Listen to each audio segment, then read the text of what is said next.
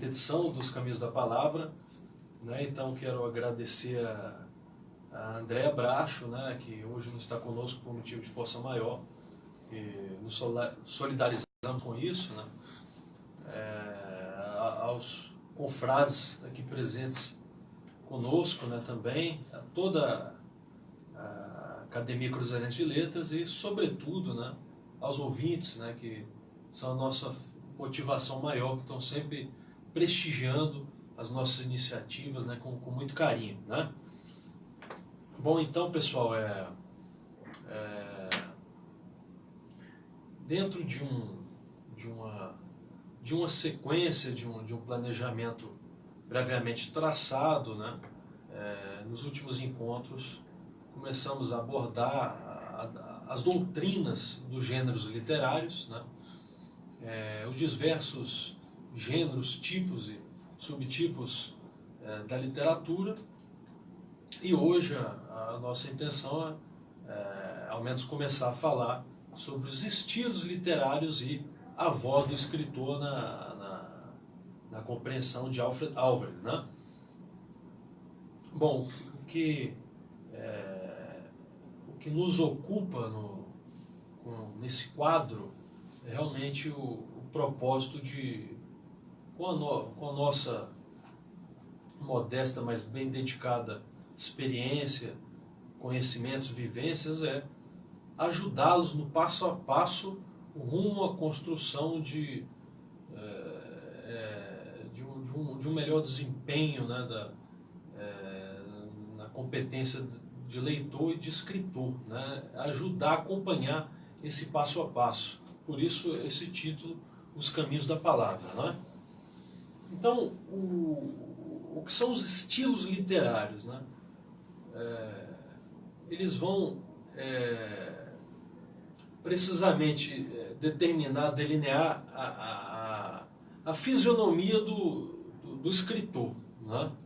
Esse é o estilo. O estilo ele vai ser formado, né, a partir do manejo das diversas técnicas, né, que existem para redigir um texto, para conceber um texto, né, somando-se a isso a própria vivência do escritor. Então o estilo ele é resultado estético, como bem frisa o Roberto Clotes, né, no Manual do Escritor, é o resultado estético dessa vivência e das técnicas manejadas pelo escritor, né? E existem múltiplas variáveis, né? Múltiplas variáveis vão contribuir para o estilo literário, né? O regionalismo, por exemplo, influi bastante. O regionalismo, o tamanho das frases, a pontuação, né, os temas que são selecionados pelo escritor, por exemplo, morte, sexo, amor, né, os diversos temas, né, que podem ser selecionados, autoconhecimento, críticas sociais, né? Então, toda essa gama de fatores vai repercutir na questão do estilo literário, né? Alguns nomes bem conhecidos, nós citamos aqui como exemplo, para vocês terem essa noção que tem um estilo próprio, né, uma fisionomia própria. Pelo texto, quem lê um pouco mais vai saber discernir quando por exemplo, que está escrito, quando é o Machado de Assis que está escrevendo, quando é a Clarice Lispector, a Cecília Meirelles, né? Você tem meio que uma assinatura ali. Exatamente, exatamente. O Guimarães Rosa, o Eliot, o Neruda, a Flor Bela e assim por diante, né? Eu selecionei alguns autores nacionais para falar de forma bem de apertada síntese mesmo, né? Bem sucinta, que são nomes realmente norteadores da literatura, né? Porque o seu nome representa,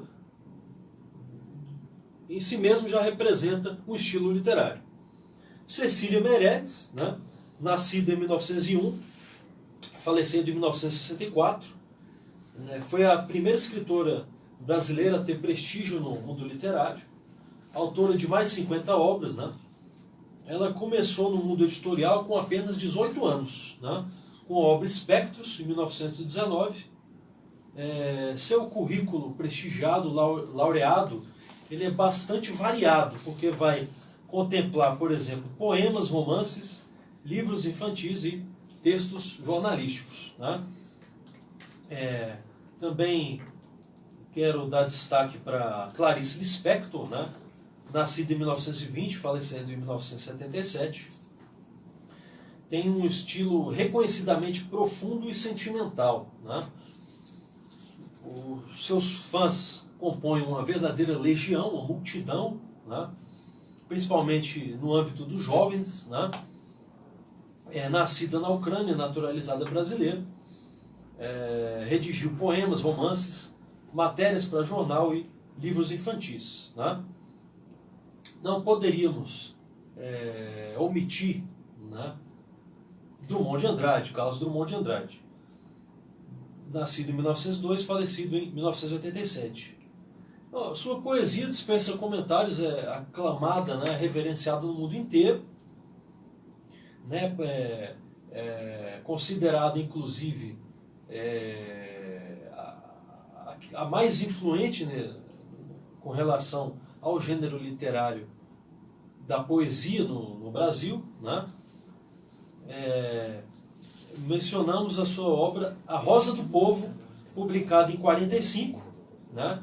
Que vai compilar 55 poesias abordando esse cenário angustiante, época da guerra, né? Guerra Mundial, no Brasil e no mundo. Então ela é uma obra de suma importância, não só poética, mas histórica também, né? Ela tem valor histórico, né? Além do valor literário, um valor histórico inquestionável, né? Joaquim Maria Machado de Assis, ou Machadão para os mais sentidos, né? Joaquim Maria. Quinzinho. Mais sentido. Nascido em 1839, falecido em 1908. No exterior é o nome de maior repercussão, né? Pode-se dizer. É quase um dos, consenso. né? Pelo menos um dos, né? Mas eu acho que o Machado, por exemplo, quando fundaram a academia, ele não foi o proponente inicial, né? Haviam outros que, enfim, deram início ao movimento, mas na hora de escolher o presidente, foi o primeiro presidente. Pensado foi nele, né? Ele era já uma figura de respeito no meio desde o princípio. Então, com certeza, então, ele tem esse reconhecimento forte no exterior, né? Sim. Tanto que a obra foi traduzida para diversas línguas, né? Estudada sim, em diferentes centros do saber, academias, né? Por mais de um século, né?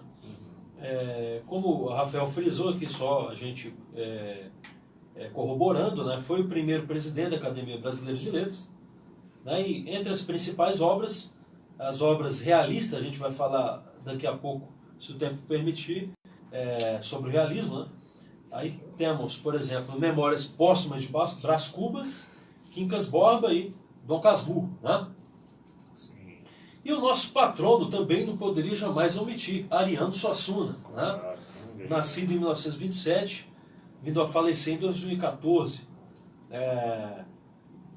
Deixou grandes legados na literatura, por exemplo, o Alto da Compadecida, que foi transmutado para o cinema, né? Foi levado às telas do cinema. Tem várias versões, né, do cinema. Tem. E não só do cinema, teatro também. Na verdade surgiu. Então recebeu várias adaptações artísticas. Sim, foi para várias linguagens.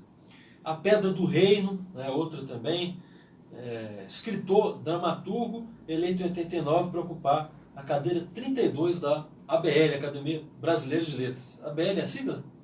Sim, isso mesmo. Exato. Porque a gente tem outras academias regionais com essa sigla, mas... porque como o pessoal pega só a primeira letra, né? Tem algumas academias que fazem a sigla com sílabas e tal, para diferenciar. Isso. Mas a ABL original é a brasileira. A Brasileira de Letras, exatamente. Então, meus caros, feita essa introdução, a gente vai falar um pouco mais conceitualmente a questão dos estilos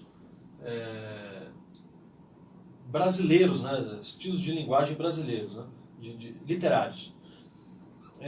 Uma outra variável, como eu falei, muitas variáveis vão influir para determinar o estilo literário. Uma delas, que é bastante importante, é o quê? O regionalismo, né? Então, baseado nessa variável, a gente pode citar alguns estilos literários. Temos o classicismo, por exemplo, o barroco, o realismo, entre outros que a gente vai melhor aqui abordar. Mas para a questão histórica, né, a literatura em português, frisando a questão histórica, a literatura em português teve seu advento em Portugal no século XII. Né? Os estilos iniciais foram o trovadorismo, que é a poesia sendo cantada, não é? O humanismo do teatro de Gil Vicente e o Renascimento, né?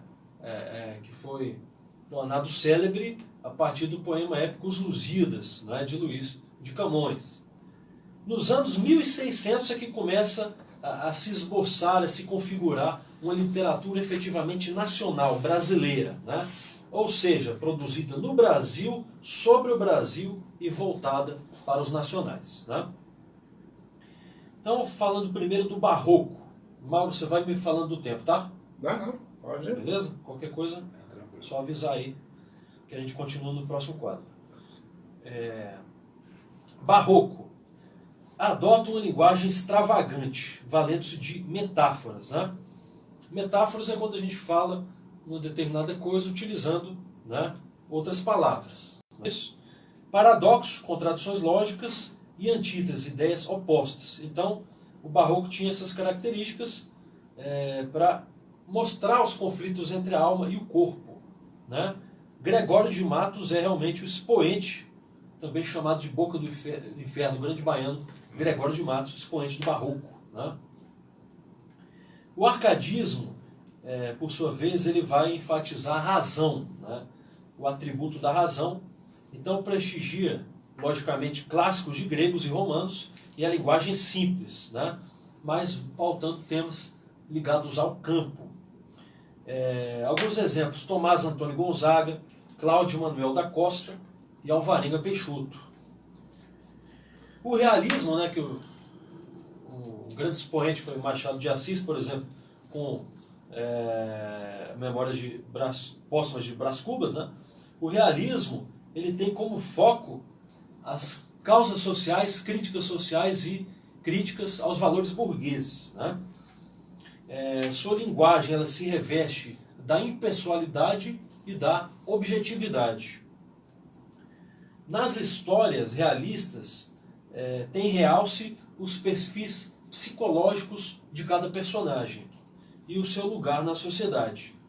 Raul Pompeia, por exemplo, uma fase mais madura, mais avançada do Machado de Assis também são exemplos aí de realistas, né? Realismos. O naturalismo ele surge no mesmo período do realismo.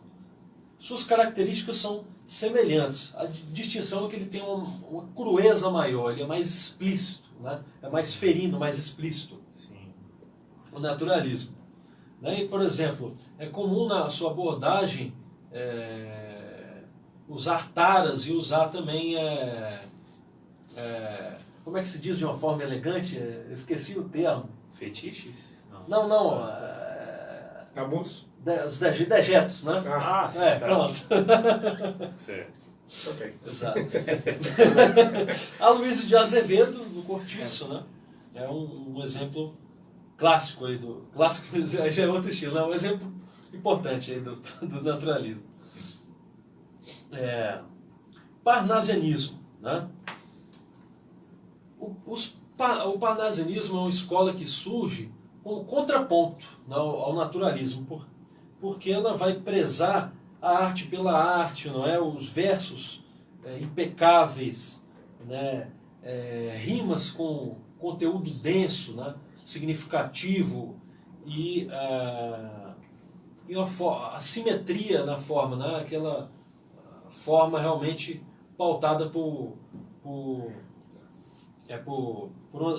uma definição assim precisa, né? Exemplos: a famosa tríade de poetas, Olavo Bilac, Raimundo Corrêa, né? E Alberto de Oliveira. São grandes representantes, expoentes do parnasianismo. Né? Outra escola também importante, né, é a do simbolismo. Né? Tem como seu parâmetro maior as obras francesas, evocando temas afetos à espiritualidade, com uso intenso de metáforas, e seus poemas se assemelham a descrições de sonhos. Né? Buscava mostrar que as coisas podem assumir valores simbólicos. Cruz e Souza é um grande expoente, Alfonso de Guimarães também. Né? O pré-modernismo, época em que as obras têm influências dos estilos precedentes, mas com inovação, preparando o ambiente para a Revolução Modernista. Então, pré-modernismo. Augusto dos Anjos, Euclides da Cunha e Lima Barreto. Né? Entre outros expoentes, destacamos esses três. O modernismo, né, que vai priorizar a linguagem do cotidiano, né, que vai priorizar a liberdade em si, a liberdade, sobretudo a liberdade de expressão e a brasilidade. Né? Então, teve como seu divisor de águas, como seu marco fundante, né, fundamental, a Semana de Arte Moderna, ocorrida em São Paulo no ano de 1922. A segunda geração do modernismo foi a do romance de 30, livros regionalistas engajados. Exemplos: Mário de Andrade, Oswald de Andrade, Carlos Drummond de Andrade, Graciliano Ramos, Jorge Amado e Érico Veríssimo. Né? Mas, avançando, né? Mais um minuto aí. Vamos lá. Para finalizar aí. Para finalizar, a gente continua no próximo sábado. Autores contemporâneos, né? Já são autores que buscam uma maior experimentação, né? Bastante ambientados, sensíveis com os paradoxos da vida atual, né? As contradições, suas desigualdades e iniquidades. Né? Vamos citar o Chico Buarque. Entre vários outros, eu vou destacar o Chico Buarque, a Conceição Evaristo, o Maílson Furtado, mais recentemente, né? Entre vários outros aí. Rubem Fonseca, né? Autores contemporâneos. Então é isso, pessoal. Agradeço vocês por nos acompanhar e prestigiar nessa caminhada. E até a próxima. Valeu, Pedro. Maravilha. É isso aí.